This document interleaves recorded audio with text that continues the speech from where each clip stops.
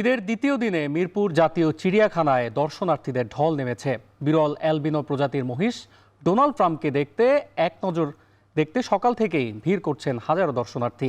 চিড়িয়াখানা থেকে সরাসরি যুক্ত হচ্ছেন সহকর্মী হাসিব বিল্লাহ। হাসিব, জানাবেন চিড়িয়াখানায় দর্শনার্থীর উপস্থিতি এই মুহূর্তে কেমন দেখছেন, আর ঈদ উপলক্ষে চিড়িয়াখানা কর্তৃপক্ষের বিশেষ কোনো ব্যবস্থা আপনার নজরে এসেছে কিনা?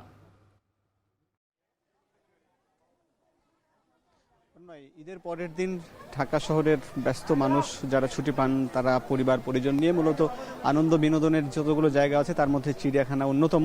এখানে ছোট বাচ্চা বা শিশুরা যারা বইয়ের পাতায় পশু পাখি দেখে বড় হয় তারাই মূলত পরিবার পরিজনের সদস্যরা বা বড়রা ছোটদেরকে হাত ধরে নিয়ে আসে এই চিড়িয়াখানায়। দেখছেন যে এই ফটকে দুপুরের এই সময়ে অনেক দর্শনার্থী, যদিও কিছুক্ষণ আগে দর্শনার্থীর সংখ্যা আরও বেশি ছিল, এখন যেহেতু দুপুরের সময় কিছুটা কম মনে হচ্ছে।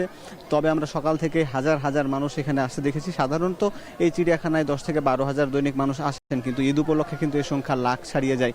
যদিও আপনি বলছিলেন যে বিশেষ প্রজাতির যে মহিষ, সেই মহিষকে দেখতে কিছু মানুষ আসছেন, যারা আছেন তারা আমাদেরকে জিজ্ঞেস করছেন যে সেই মহিষটি কোন দিকে, এবং আমরা সেই মহিষের যে খাঁচা রয়েছে তার আশপাশেও গিয়েছিলাম, সেখানেও দেখছি যে অনেক মানুষ বা দর্শনার্থী ওখানে গিয়ে দাঁড়িয়ে তারা ছবি তুলছেন এবং তারা মেলানোর চেষ্টা করছেন যে এই নামের সঙ্গে এই মহিষের নামকরণটা আসলে কি কারণে হলো। আসলে সে মহিষের কিছু বৈশিষ্ট্য কিছু মিল থাকার কারণেই অনেকেই তারা বা খামারি যে নাম দিয়েছিল ডোনাল্ড ট্রাম্প, সে নামে পরিচিত দেশের মানুষ এই নিউজটি দেখে এবং আন্তর্জাতিকভাবে অনেক যেহেতু নিউজ হয়েছে, যার কারণে মানুষের মধ্যেও এটি একটু বাড়তি আগ্রহ দেখা গিয়েছে। যদিও আমরা জানতে পেরেছি এটি মূলত একটা বিতর্ক এড়াতেই মূলত সরকার এমন একটা উদ্যোগ নিয়েছে যেন যদি কুরবানি না দিয়ে এই পশুটিকে এই চিড়িয়াখানায় রাখা হয়েছে এবং সেখানে দর্শনার্থীরা ভিড় করছেন। সাধারণত চিড়িয়াখানায় গৃহপালিত পশু থাকে না, সেখানে দেখা যায় যে যেসব বিরল প্রজাতির যেসব পশু পাখি, প্রায় 135 প্রজাতির পশু পাখি রয়েছে, যেখানে মূলত মাংসাশী পশু রয়েছে, বাঘ, সিংহ, বানর বা জলহস্তী বা ঘাস খেয়ে যারা বড় হয় কিংবা তৃণ লতা পাতা খেয়ে বড় হয়, বিভিন্ন প্রজাতির পশু পাখি এখানে দেখছেন।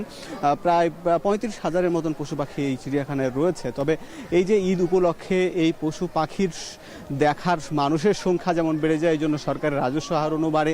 এখানে প্রতিদিন টিকিটের মূল্য একজন মানুষের 50 টাকা করে, সে অনুযায়ী কিন্তু সরকার বড় একটা অর্থ পায়। পাশাপাশি একটু জানিয়ে রাখি, এখন যেহেতু গরম, যারা দর্শনার্থী আসছেন তারা যেন অবশ্যই সঙ্গে পানি বা ছাতা নিয়ে আসেন। এই ছিল এই চিড়িয়াখানার সবশেষ খবর।